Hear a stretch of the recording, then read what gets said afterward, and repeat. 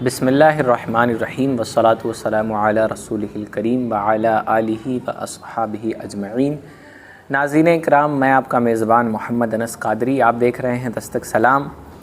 آج بات ہوگی شب برات کے تعلق سے، تو یاد رکھیں یہ شعبان مہینے کی 15ویں شب کو شب برات کہتے ہیں، جس کا معنی ہے نجات اور چھٹکارے کی رات۔ شعبان اسلامی کیلنڈر کا 8واں مہینہ ہے اور بڑی ہی عظمت والا مہینہ ہے۔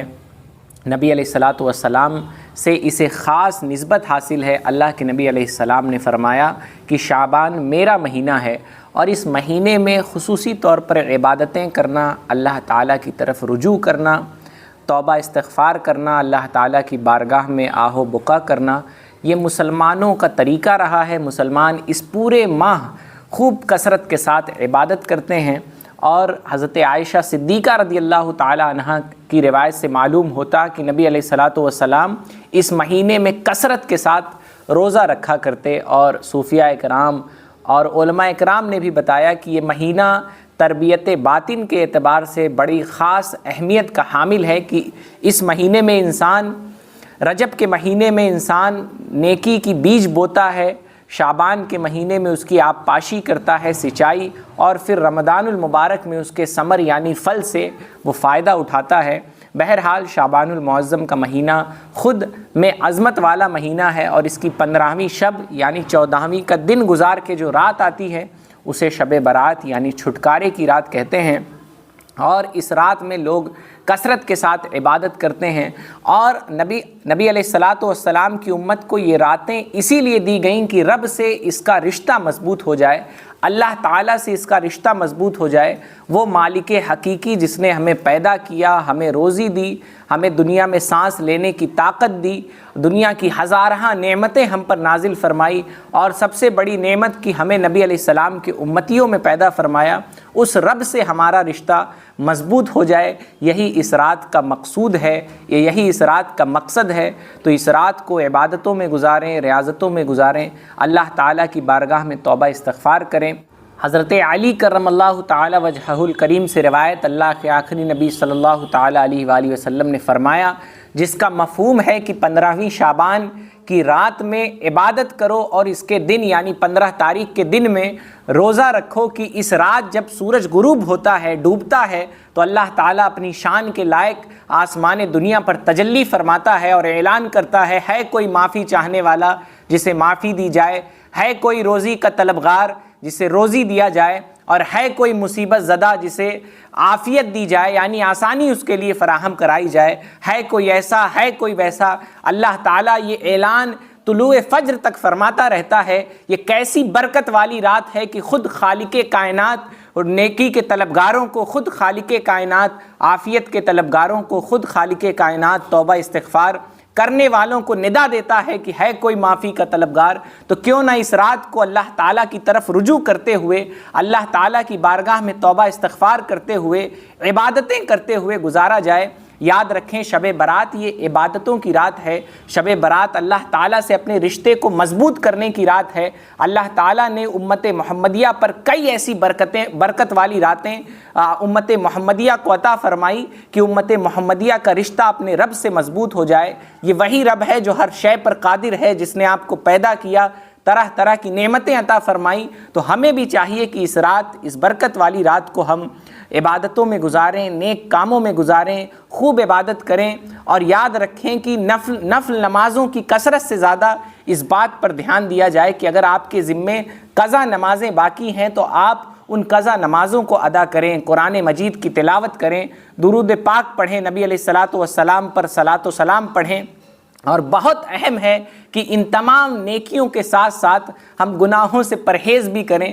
دیکھا جاتا ہے کہ اس رات میں لوگ آتش بازی کرتے بھی نظر آتے ہیں، بائک اسٹنٹ کرتے بھی نظر آتے ہیں، ساری رات عبادت کی جگہ وہ منورنجن اور انٹرٹینمنٹ کرتے بھی نظر آتے ہیں کہ ساری رات ادھر ادھر ٹہل رہے ہیں۔ معمول بزرگان دین کا یہ رہا کہ ساری رات عبادت کرتے، اللہ تعالیٰ سے رو رو کر توبہ کرتے، اور اس کے بعد جب صبح کا وقت آتا، جب رات کا آخری پہر آتا، تو جو محلے کا قبرستان جہاں خاندان کے مرحومین دفن ہوتے وہاں پر، یا آس پاس جو بزرگان دین کی قبر ہوتی، مزار مبارک ہوتی، وہاں پر حاضری دیتے۔ یہ بزرگان دین کا معمول رہا ہے، ساری رات صرف ایسے کاموں میں گزار دینا جو غیر شرعی ہیں، جو غیر مناسب ہیں۔ یہ اس رات کی ناقدری ہے۔ یاد رکھیں، نیکی کرنے سے زیادہ اہم ہے گناہوں سے خود کو روک لینا۔ تو بہت ضروری ہے کہ شب برات کی رات ہم خود کو فحش کاموں سے، آتش بازی سے، بائک اسٹنٹ سے، ہائے ہلا اور روڈوں پر آفت مچانے سے خود کو بھی روکیں، اپنے بچوں کو بھی روکیں، گھر کے ذمہ داران اپنے چھوٹوں کو بھی ان تمام عوامر سے، برے افعال سے روکیں۔ تو یاد رکھیں یہ نقطہ کہ نیکی کرنے سے زیادہ اہم گناہ سے رک جانا ہے، اور کیا ہی بہتر ہو کہ ہم گناہ سے رکنے کے ساتھ ساتھ نیکیوں میں مشغول ہو جائیں۔ ہم اللہ تعالیٰ سے اپنے رشتے کو مضبوط کریں، اللہ تعالیٰ کی طرف رجوع کریں، تاکہ پھر ہمیں اپنا کھویا ہوا وقار، پھر ہمیں اپنی کھوئی ہوئی عزت دوبارہ حاصل ہو سکے۔ تو ہم آپ سے یہی گزارش کرتے ہیں کہ اس رات کو عبادتوں میں، ریاضتوں میں گزاریں۔ اس سال 2025 میں یہ شب 13 فروری کا دن گزار کے جو رات آئے گی وہ شب برات ہوگی، اور 14 فروری کا جو دن ہوگا وہ 15 شعبان کا دن ہوگا۔ نبی علیہ الصلاۃ والسلام کا معمول رہا کہ سنت سے یہ ثابت ہے کہ 13، 14، 15 کا روزہ یہ بزرگان دین کا بھی طریقہ رہا، یہ رکھا کرتے تھے۔ تو اگر طاقت ہو، اللہ تعالیٰ توفیق دے، تو 13، 14، 15 تینوں دن کا روزہ رکھ لیں، اور اگر ہمت نہ ہو، طاقت نہ ہو، تو 14، 15 کا بھی روزہ رکھا جا سکتا ہے، 15، 16 کا بھی روزہ رکھا جا سکتا ہے۔ یاد رکھیں یہ روزے نفل روزے ہیں۔ اگر آپ بیمار ہیں یا پھر جسمانی طور پر کمزور ہیں تو روزہ نہ رکھنے پر کوئی وعید نہیں آئی ہے، روزہ نہ رکھنے پر کوئی عتاب نہیں ہے۔ اگر روزہ نہ رکھا جائے تو کوئی گناہ نہیں ہوگا، یہ فرض و واجب نہیں ہے۔ اہل سنت کا یہ معمول بھی رہا کہ اس رات کچھ میٹھا پکا کے، اس رات کچھ کھانے وغیرہ پکا کے نیاز فاتحہ کرائی جاتی ہے بزرگان دین کے نام، اور بالخصوص حضرت خواجہ اویس کرنی رضی اللہ تعالیٰ عنہ کے نام بھی فاتحہ خوانی کرائی جاتی ہے، ان کو اس کا ثواب ایصال کیا جاتا ہے۔ یہ ایک عظیم بزرگ ہیں، تابعی ہیں، جن کے واقعات مشہور ہیں۔ بہرحال ان کے نام فاتحہ کرایا جاتا ہے، ثواب نذر کیا جاتا ہے۔ فاتحہ اگر اللہ تعالیٰ وسعت دے تو کرائیں، لیکن یاد رکھیں کہ صرف حلوے پہ فاتحہ کرانا یا پھر خاص طور پہ کسی چیز کو خاص کر لینا کہ اس دن شاید اسی پہ فاتحہ کرائی جاتی ہے، یہ شریعت کے اندر کوئی باؤنڈیشن نہیں ہے۔ جو بھی اللہ تعالیٰ نے آپ کو وسعت دی ہے، کسی بھی جائز چیز پر فاتحہ کرائی جا سکتی ہے۔ اس کے علاوہ کھانے چونکہ اس دن بڑی کثرت کے ساتھ موجود ہوتے ہیں، اور جو مسکین ہوتے ہیں، غریب درگاہوں وغیرہ پہ موجود ہوتے ہیں، ان کے پاس پہنچایا جاتا ہے بڑی کثرت کے ساتھ کھانا، اور اگلے دن دیکھا یہ جاتا ہے کہ وہ کھانے سڑکوں پر پڑے ہوئے ملتے ہیں۔ تو یاد رکھیں اگر کوئی غریب، کوئی مسکین، کوئی ضرورت مند، کوئی عام مسلمان بھی اگر بھوکا ہے تو اسے کھانا کھلا دیں، اللہ تعالیٰ آپ کو اس کا اجر عطا فرمائے گا، اور جس کو ثواب ایصال کیا ہے اللہ اسے بھی اجر عطا فرمائے گا۔ لیکن اگر کوئی مسکین نہ ملے، کوئی بھوکا نہ ملے، تو وہ کھانا خود بھی کھایا جا سکتا ہے۔ لوگ سمجھتے ہیں کہ فاتحے کا کھانا کھانا حرام ہے، شاید ہم نہیں کھا سکتے، غنی جو ہیں، جو امیر ہیں وہ نہیں کھا سکتے، تو ایسا نہیں ہے۔ یہ کوئی واجب صدقہ نہیں ہے کہ اس کا کھانا جو ہے امیروں کے لیے جائز نہیں ہے، یا پھر جو کرائے اس کے لیے جائز نہیں ہے۔ تو یہ سب باتیں شریعت میں نہیں ہیں۔ اگر آپ کو کوئی بھوکا، کوئی غریب نہ ملے، اور کیا ہی بہتر ہو کہ کسی ضرورت مند کو ہم عزت کے ساتھ اپنے دسترخوان پہ بیٹھا کے کھلائیں، کیا ہی بہتر ہو کہ کسی بھوکے کو ہم عزت کے ساتھ اپنے گھر پر خود بیٹھ کے اس کے ساتھ کھائیں۔ نبی علیہ الصلاۃ والسلام کا معمول رہا، نبی علیہ الصلاۃ والسلام اپنے غلاموں کے ساتھ بیٹھ کے کھانا کھایا کرتے، اپنے خادموں کے ساتھ بیٹھ کے کھانا کھایا کرتے۔ تو اس شب برات کیوں نہ اس سنت کو زندہ کیا جائے، نبی علیہ الصلاۃ والسلام کے اخلاق کو پیش کیا جائے۔ تو بہتر ہے کہ اگر کوئی بھوکا ملے، کوئی مسکین، کوئی ضرورت مند ملے، تو یقیناً جو ضرورت مند ہے اس کو کھلانے میں زیادہ ثواب ہے۔ لیکن ایسے کسی کو دے دینا کہ کھانا ضائع ہو جائے، یہ مناسب نہیں ہے، یہ کھانے کی بے حرمتی ہے۔ تو یاد رکھیں آپ جسے کھانا دیں بہتر ہے کہ اسے اپنے گھر بلا کے یا پھر جہاں مناسب ہو بیٹھا کے کھلا دیں، یا پھر ایسے شخص کو دیں جو اسے پھینکے نہ، اسے ضائع نہ کرے۔ اگر کوئی ایسا نہیں ملتا ہے تو خود کھا لیں، اپنے گھر والوں کو کھلا دیں۔ وہ برکت والا کھانا ہے کہ قرآن مجید کی آیتیں اس پہ پڑھی گئی ہیں، اس کھانے کو ایصال کیا گیا ہے ایک بزرگ کی طرف، اور مسلمان جو دنیا سے چلے گئے ایمان کے ساتھ ان کی طرف، تو اس کھانے کو کھایا جا سکتا ہے، اس میں کوئی حرج نہیں ہے۔ علاوہ ازیں اس رات کثرت کے ساتھ آپ قضا نمازیں پڑھیں، کثرت کے ساتھ آپ قرآن مجید کی تلاوت کریں، ہو سکے تو قرآن مجید کے پاروں کی چند آیتوں کے ترجمے پڑھیں، تفسیر پڑھیں، علماء اکرام کی بارگاہ میں بیٹھیں، دینی مسائل سیکھیں۔ عبادت اصل وہی ہے جو اللہ تعالیٰ کی معرفت کے بعد آپ کرتے ہیں، یہ جان کے کرتے ہیں کہ ہم اللہ کی بارگاہ میں حاضر ہیں اور اللہ تعالیٰ علیم ہے، خبیر ہے، ہمارے اٹھنے بیٹھنے کو، رکوع سجود کو، خشوع خضوع کو اللہ تعالیٰ جانتا ہے۔ جب آپ اس نیت کے ساتھ عبادت کریں گے تب عبادت ہوگی، تب وہ عبادت آپ کو برائی سے روکے گی، تب وہ عبادت آپ کے لیے دنیا اور آخرت میں سود مند ہوگی، اور معرفت الہی حاصل ہوتی ہے علم سے۔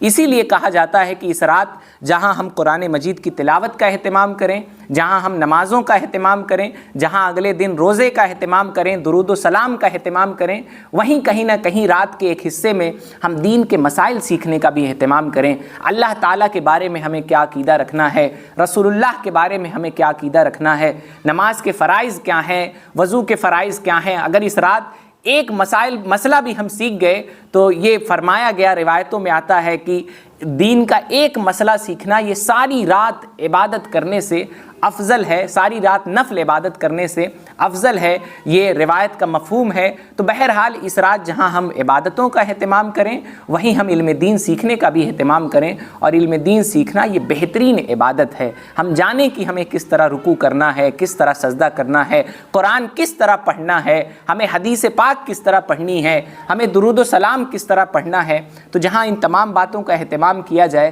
وہیں علم دین سیکھنے کا بھی اہتمام کیا جائے۔ اس رات ہم پھر ایک بار آپ سے اپیل اور گزارش کرتے ہیں کہ خود برائی سے دور رہیں، آتش بازی، بائک اسٹنٹ، رات بھر صرف مزاروں پہ جانا، عبادتیں نہ کرنا اور تفریحاً مزاروں پہ حاضری دینا، ان تمام باتوں سے رکیں، اور یاد رکھیں رنگ و روغن سے مردوں کو فائدہ نہیں ہوتا۔ قبرستان تو ضرور صاف کیے جا رہے ہیں، مزارات پر رنگ و روغن تو ضرور کیے جا رہے ہیں، لیکن کیا آپ کو نہیں معلوم کہ یہ رنگ و روغن مردے کو کوئی فائدہ نہیں دیتا؟ کیا آپ کو نہیں معلوم کہ یہ لائٹیں، یہ جھومر، یہ تمام طرح کی روشنیاں یہ مردوں کو کوئی فائدہ نہیں دیں گی؟ ہاں اس نیت سے اگر جلائی جائے اگربتی، اس نیت سے موم بتی جلائی جائے کہ آنے جانے والوں کو فائدہ ہوگا، تب یہ درست ہے۔ ورنہ یہ سوچنا کہ یہ دنیا کی چیزیں مردے کو فائدہ دیں گی تو مردے کو اس سے کوئی فائدہ نہیں ہوگا اور فضول خرچی میں یہ شامل ہوگا۔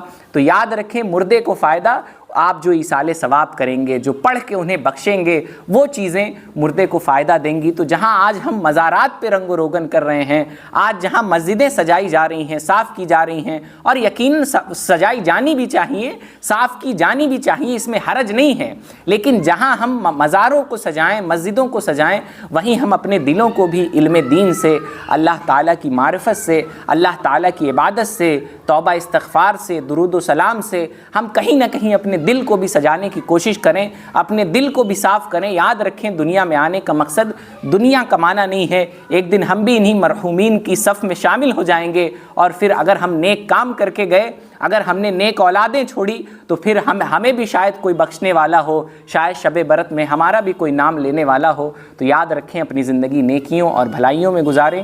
یہ مہینے، یہ دن، یہ رات جو عظمت اور برکت والے ہیں یہ اسی لیے آتے ہیں، ان کا مقصد یہی ہے کہ آپ کا رشتہ آپ کے رب کے ساتھ مضبوط ہو جائے۔ تو یاد رکھیں اگر مقصد حاصل نہ ہوا تو پھر آپ نے شب برات نہ منائی۔ شب برات کے مقصد کو سامنے رکھیں، گناہوں سے دور رہیں، کثرت کے ساتھ عبادت کریں، تلاوت کریں، درود و سلام پڑھیں، اور اس رات کو نیکیوں اور بھلائیوں میں گزاریں۔ اللہ تعالی ہم سب کو نیکیوں کی توفیق عطا فرمائے، گناہوں سے دور رکھے، اور ساری زندگی ہمیں گناہوں سے بچنے اور نیکیوں پر چلنے کی توفیق عطا فرمائے۔ استغفر اللہ ربی من کل ذنب و اتوب الیہ۔ محمد انس قادری، دستک سلام، گورکھپور۔